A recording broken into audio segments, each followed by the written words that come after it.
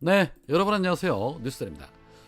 내란숙의 윤두창이 한남동 관저로 돌아오자마자 김치찌개로 저녁 식사를 하며 관저 정치를 시작을 하더니 본격적으로 제2의 내란을 일으킬 조짐을 보이고 있습니다. 직무가 정지됐음에도 불구하고 정진석이 최상모에게 보고할 정책 과제 등을 점검했을 뿐만 아니라 석방 당일에 국힘당의 권성동과 나경원 등 친윤계 인사들과 통화를 하며 그동안 당 지도부가 고생이 많았다라며 고마움을 표했다고 합니다. 마치 복귀를 준비하는 듯한 움직임이 시작된 겁니다. 나경원은 기자들에게 윤석열의 전화가 왔다라고 통화 사실을 공개를 했고, 권성동도 간담회에서 권영세 비대위원장과 빠른 시일 내에 관저를 찾을 예정이다라고 말했습니다. 이에 대통령실 관계자는 여당 인사들과의 이딴 통화와 관련해서 감사 인사를 전한 것일 뿐 정치 재개 등 확대 해석을 경계를 했지만, 이 윤석열 측 인사들은 헌재 재판 진행 절차에 따라 윤석열의 대응 수위가 달라질 수도 있다라고 말을 했습니다. 사실상 윤석열의 관저 정치가 구속되기 전보다 더 노골적으로 시작됐다라는 것을 알 수 있습니다. 이러한 분위기라면 헌재에서 탄핵 심판이 인용이 되더라도 불복할 것은 뻔한 일이고 사실상 내전 수준에 가까운 형국이 됐다고 해도 과언이 아닙니다. 윤석열의 구속 취소가 되기 전부터 최상목은 주요 요직에 윤석열 라인 40여 명 이상을 임명했습니다. 직무대행이 뭐가 그렇게 급해서 그러한 짓을 했겠습니까? 둘 중에 하나죠. 윤석열의 복귀를 대비하고 제2의 내란을 준비하거나 설령 탄핵이 인용이 되고 이재명 정부가 들어서더라도 발목을 잡거나 견제를 할 수 있기 때문입니다. 그러나 어차피 윤석열 탄핵은 기정사실입니다. 심우정이 절차적 정당성에 고의적으로 흠집을 내면서 법원이 절차적 정당성이 중요하다는 것을 재확인해줬기 때문에 국무회의조차 절차를 지키지 않으며 헌법을 위반해가며 절차적 정당성을 위반한 부분은 탄핵을 수백 번 해도 부족함이 없기 때문입니다. 그런데 재밌는 것은 이 윤석열 석방 전에는 그렇게 떠들어대는 기레기들이 윤석열이 석방이 되자 일제히 입을 닫기 시작했다는 겁니다. 조선일보는 아예 사설도 내놓지 않고 윤석열 관련 기사도 별로 없습니다. 오히려 한동훈 기사만 달랑 하나 내보내고 있었고, 동아일보는 주먹 불끈 지층만 챙긴 윤 더 큰 분열 예고한 씁쓸한 풍경이라는 제목에서 아무리 52일 만에 석방에 감정이 격해지고 자신을 응원해준 이들에 대한 고마움이 크다 하더라도 전체 국민에 대한 미안함과 송구스러움을 앞설 수는 없다. 더욱이 끝까지 자기 편만 바라보며 법원 난동자들까지 챙긴 석방 메시지는 할 말을 잃게 한다.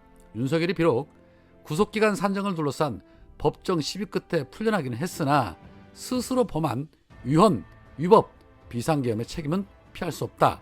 윤석열은 자중해야 한다. 적어도 우리 정치사에 가장 정파적이고 분열적인 대통령이라는 기록을 추가할 작정이 아니라면이라고 경고하고 있었습니다. 중앙일보는 만평을 통해 윤석열이라는 폭탄이 국민을 더 분열되게 만들었다고 직격하고 있었습니다. 그런데 이상하죠? 구속돼 있을 때는 그렇게 윤석열을 찬양하는 자들이 갑자기 분위기가 달라졌습니다. 그 이유는 간단합니다. 이미 탄핵이 기정사실된 윤석열이 나대면 나댈수록 조기 대선에서 이재명 대표에게 더 힘이 실릴 수밖에 없기 때문입니다. 자, 그리고 윤석열이 구속취소 청구에서 승소하는 바람에 우려했던 부분들이 드러나기 시작했습니다. 구속 수감 중인 명태균도 법원에 구속 취소 소송을 준비하고 있다고 합니다. 남상권 변호사는 구속 취소를 위한 서류를 만들고 있으며 곧 법원에 제출할 것이다 라고 말했습니다. 물론 법원이 명태균의 구속 취소 신청을 받아들일 확률은 낮아 보입니다. 그러나 법원이 윤석열과 다른 잣대를 들이댄다면 이 부분 역시도 논란이 될 뿐 아니라, 또 하나, 만약 취소를 결정한다면 그때도 검찰은 즉시 항고를 포기할 것인가 하는 부분으로 또 한 번 논란은 커질 것이고, 더욱더 큰 문제는 감옥에 갇힌 수많은 명태균들이 구속 취소를 신청하면서 검찰과 법원의 업무가 마비되는 이른바 윤석열발 사법 쓰나미가 다가올 수도 있다는 겁니다.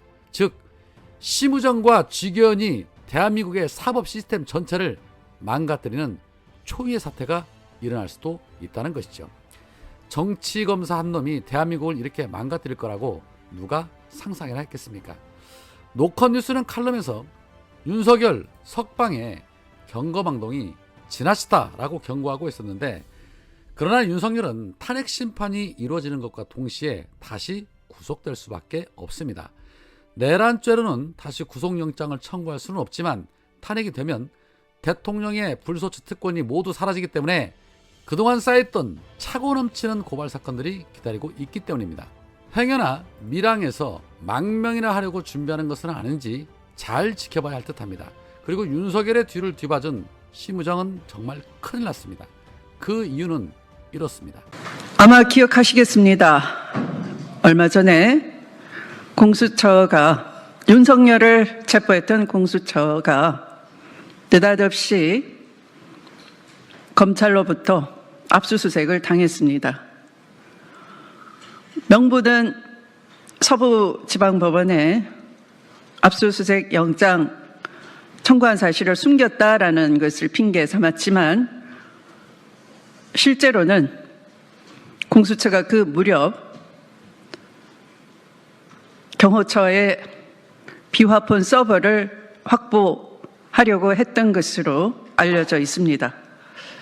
내란의 수사 방해를 이렇듯이 공수처의 수사 방해를 하고 있는 검찰이, 공수처가 즉시 윤석열에 대한 기소 요구를 하였음에도 불구하고 검사장 회의를 하느라 시간을 질질 끌고 아마도 상당히 고의적이라는 의혹이 짙습니다. 그래서 늑장 기소를 했고, 그것을 핑계로 법기술을 부려서 법비들의 공모로 법원은 이례 없이 시간을 계산해서 영장기간이 만료됐다 핑계를 댄 후에 구속 취소 사유가 된다 이렇게 인용을 했습니다. 그것이 얼른 고물이 묻을까 봐 받아든 심우정 내란 수괴를 석방주의하고 말았습니다. 온 국민이 잠을 못 이루고 있습니다. 내란 우두머리 윤석열이 결국 풀려났습니다. 윤석열의 내란 우두머리 혐의 사실을 온 국민이 똑똑히 지켜봤습니다. 이런 상황에서 윤석열을 풀어준 것은 결코 용납될 수 없는 일이며 있어서 안 되는 내란 동조 행위라 할 것입니다. 국민을 배신하고 내란 우두머리에 충성을 다하는 비겁한 행위입니다. 이번 사태의 가장 큰 책임은 검찰에 있는 것이고, 그 중심에 진두지휘했다고 보여지는 심우정 검찰총장이 있는 것입니다. 법원의 구속 취소 결정은 재판 과정에서 적용되는 구속기간 적용 실무와 선례에 반하는 희한한 결정이었습니다. 검찰은 잘못된 법원 결정을 바로 잡을 책임과 의무가 있음에도 이를 회피했습니다. 심우정 검찰은 적시 항고를 하여야 했음에도 불구하고 상급심의 판단을 받아볼 기회를 스스로 포기했습니다. 한마디로 직무유기입니다. 심우정 검찰이 내란 수괴 윤석열을 풀어주기 위해 교모하게 법기술을 사용했습니다. 즉시 항고를 강력히 주장한 박세현 본부장 등의 의견을 짓눌렀습니다. 이는 또한 직권남용입니다. 윤석열 내란 진상조사단은 이 상황을 두고 볼 수 없습니다.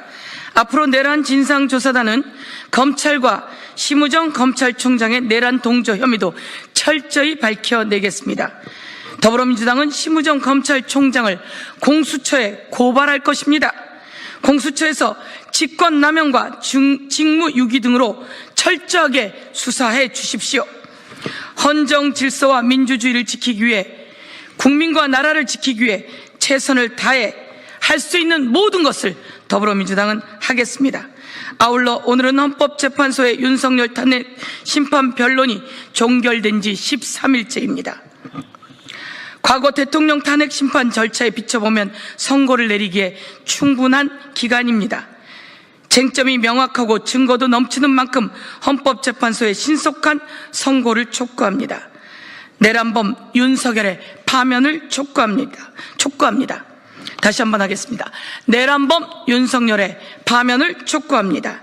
2025년 3월 9일 윤석열 내란 진상조사단 1동 직권남용 직무유기 심우정은 사퇴하라. 직권남용 직무유기 심우정은 사퇴하라.